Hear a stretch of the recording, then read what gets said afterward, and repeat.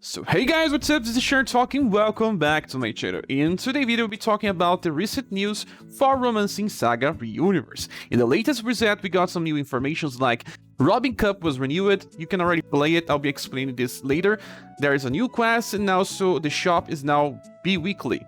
Because it's Robin Cup 1 week, the next week is Final Island. Sadly, they didn't increase the bucks that we can get, but they did increase the rewards. That's something interesting. After Robin Cup, we have a new banner. Guys, this banner was kinda expected by the community since they removed Ferdinand from the Matriarch's banner. There's also a version of Leonid in Katarina. Let's click here so we can check this a little better. Well, Ferdinand was buffed for global, but not so much. We already saw the values. I'll be talking about it in a few. This version of Katarina is, well, very reliant on RNG. And then there's Leonid. Let's give a look into that. Now let's talk fast about Katarina. She has many different styles. In global, she even has a global exclusivity that's not here. That has even higher STR, similar agility, but she also has more will. This one has similar values for endurance and will. Then we have in JP another version of her in the future that is better than this one in my opinion. So let's go for checking this one here. The first attack is just B power 22 modifier. Use it in 3 turn cycles. Not so strong, and I think it's only for stages where you have only 1 or 2 enemies. The second one is okay, but not that good. 8 BP for S power damage, 36 modifier. It carries 2 elements, so slash and cold. That's not so bad. Has medium chance to paralyze, but she does not have much intelligence to paralyze anyway. And then the power is not so high because double S power starts on 45 modifier. 36 is very far from double S, so it's kind of too costly for the power that it has. But that's because it's tied to the third skill. The third skill is Disturbed New Moon Flowers. Triple S damage, 67 modifier, pretty high, good. And slash and code as well. She cannot use this on turn 1 because it's too costly. But look on her passive. She has 25% chances of using the skill number 3 after skill number 2. It's a chase attack, but only 25% chance. She was kind of a prototype in my opinion, back in the days when they wanted to give more risk for more power, but that's not so good because it's not reliable. Unless you don't mind about retreating and trying again, she can be very powerful for Final Island. If the first enemy is single target, she's pretty fast, and you can retreat till she lands. 1 actions, you can kill the enemy. Then she has 2 damage passives, 15% for weakness concentration. It's good because she also hits for cold, and 20% more on all times. So 35%, it's better than global exclusive Katarina. That's why even with lower STR she may hit harder. The only problem being that she cannot use her nuke on turn 1, and she depends on RNG to do 2 attacks very powerful. So I don't think that she's so reliable for boss fights or anything else. It's more for those that want to showcase high damage and use her on Final Island. And for those that like the character. Now let's talk about Leonid. We have 3 different SS styles of Leonid on JP. This one is the only one that's limited and the one that will come in the banner. This one is Platinum already on global, and this is a future Platinum style of Leonid, but it's pretty far from the future. That's why he gets so much status. So this version of Leonid is very interesting. The first skill is a chance to inflict confusion, a large chance, so it's very good. Sadly, he doesn't have that much intelligence, but it should be okay in most cases to inflict. If the enemy has resistance, I don't know if he will be better than some mages that can do it.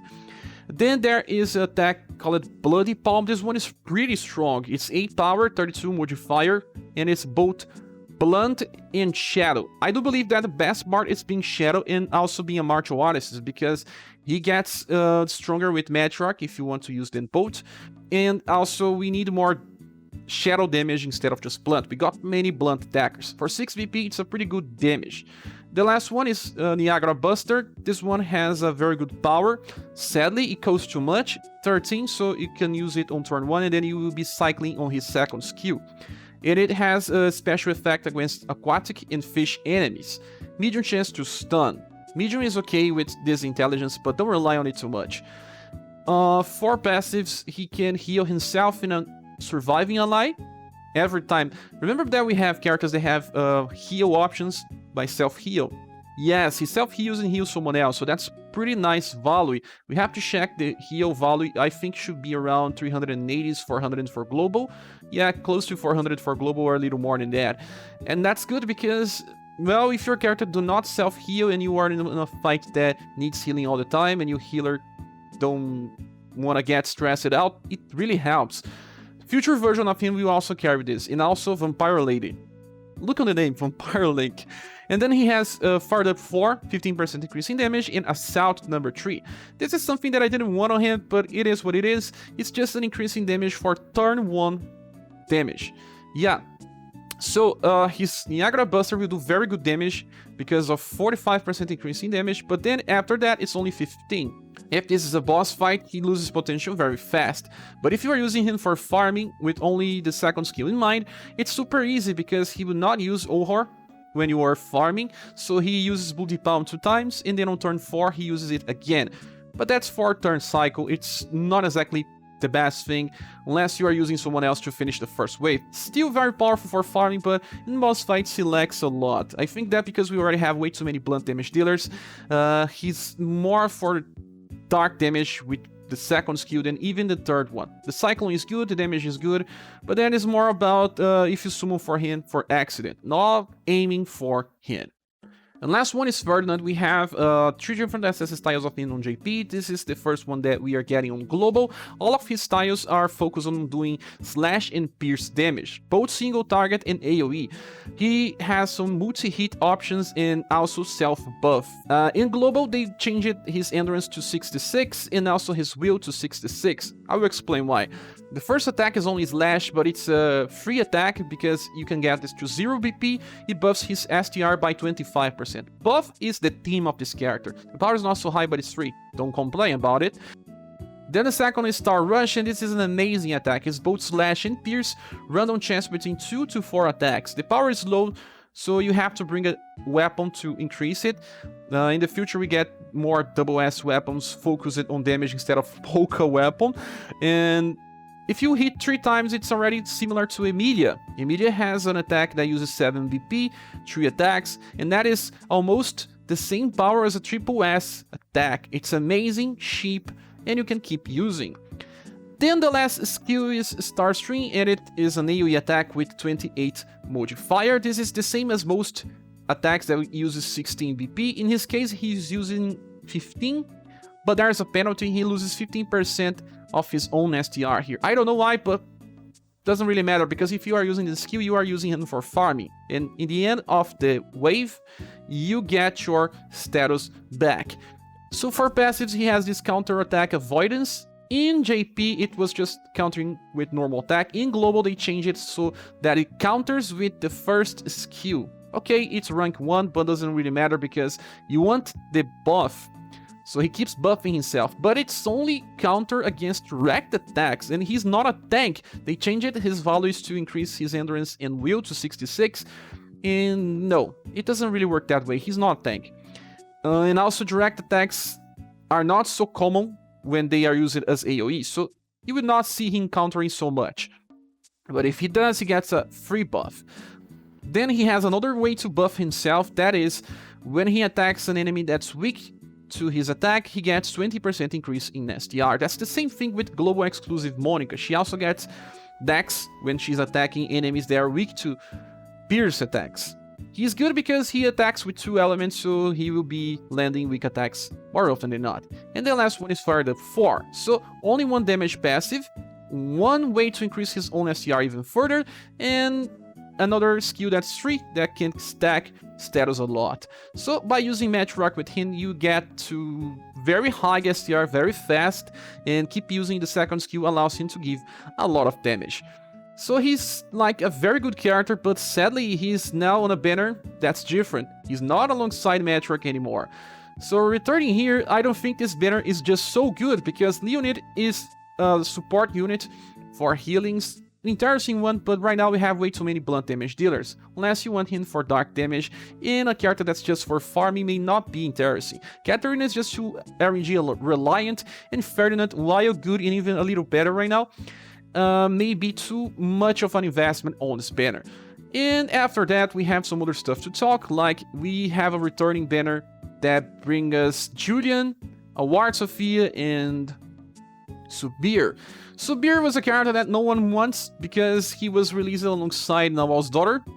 Although he's not that bad, we don't know about this banner at all. They say that there's a discounted paid jewels, but there's nothing about free gems or even a discount for it being a returning banner. I think that Julian is still relevant, but there are many tank alternatives right now in the game. He's still the best cover tank. For this type of strategy, he's king, but then you may not need him right now if you don't have the gem, so that's not so bad. Sophia is arriving when I was talking about Jorg that has a better damage reduction and it stacks with Sophia, so very funny moment to see this banner here. But the value is not so high, guys. And lastly, we'll be receiving this Divine Tower Matchrock. It's just like the second part of the event of Matchrock where we get more stuff. This is a fixed event, so we can play it anytime we want. And there is also some equipment. And also free stuff like 10 times platinum ticket with an SS guarantee. And the S version of Ferdinand also appears on this event. Now I want to say something about Robin Cup. Let's enter the game. They increased the rewards and give one more stage that call it Challenge 1, but this one only gives you 400 gold. You can skip. This is only for bragging rights, for those that want to be challenged. So only clear up to stage number 8 and you are good to go. Now let's go to Exchange Shop. There are many new stuff here and they updated the shop. Also, we get more Robin Cup coins when we finish stage 8. And now we can get all the good stuff without worrying about, choosing something instead of another. We have Testament of Might rank 2 and 1. We can get all of them. We also have this limited style of Princess White Rose. This one has that amazing heal that cleanses. This is more for those that don't have the Valentine version, but still get this even if you already have the Valentine's version. Then we also have the bucks still are here. So what you should do is just purchase all the Testament of Might. Yes. Purchase all the rank 1 as well. You can. They give you enough Robin coins. All the style pieces of her. Nice. Then you should also get all the bucks. It's okay to stack them. We will receive an update in the future that we will have a double S weapon here, but I don't think you should be saving because bucks and Testament of Might are important. And that's it, guys. I'll be making a video about the different stages of Robin Cup later, but for now, that's the only thing I wanted to say because some people may just not understand how the new shop works. Thanks so much for watching this video. Please subscribe if you haven't. We will be summoning for the new banners. Please say here in the comment section. We'll see each other on the next one. Bye.